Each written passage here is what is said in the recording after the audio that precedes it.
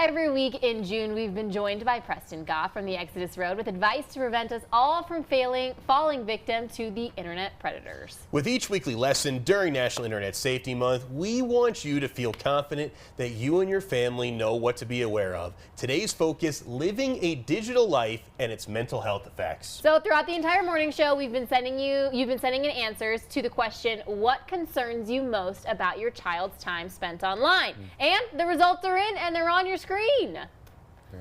Okay. All right, those were some of the options: exposure to sensitive content, who they are talking with, the amount of time they spend online, and its impact on their mental health. Which one was the number one? 50% said their mental health. Oh, very good. Is that a good one?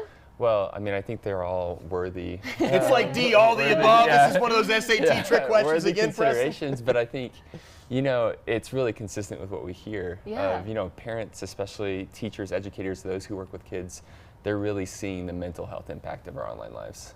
That's kind of crazy. I know we've got some questions that people actually asked us from this entire thing. So will somebody read that to me? I cannot read that. Summer break is the worst time for online activity?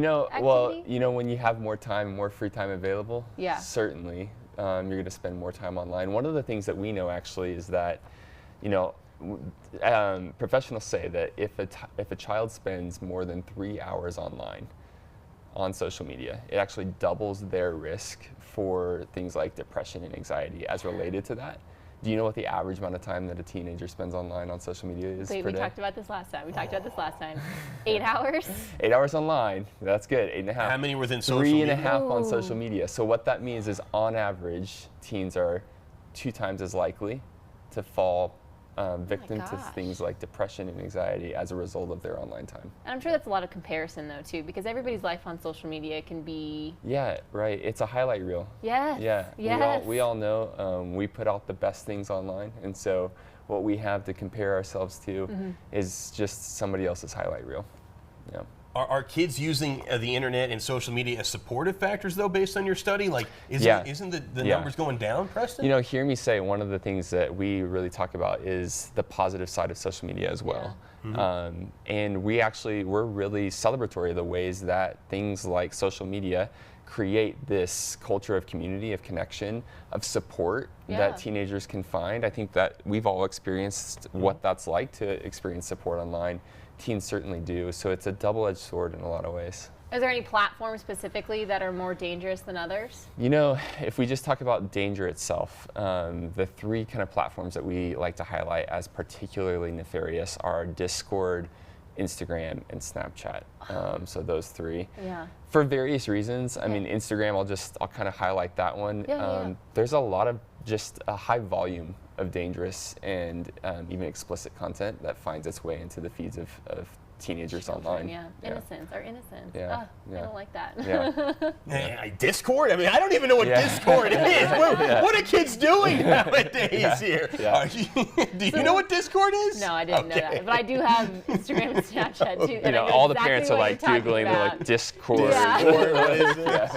Okay, so what is the #1 thing parents can take away here to maybe keep their kids a little bit safer, especially as we're wrapping up this Internet Safety Month, and it might not be everybody's conversation because it's no longer the month of the National Month, but what is the #1 thing parents can do? You know, listen, I've been saying it all month long, and I'll just say it again now. Conversations with your children are ultimately the best form of prevention, of creating this safe pathway to be able to navigate the things that are going to, you know, present themselves to your child in the online world.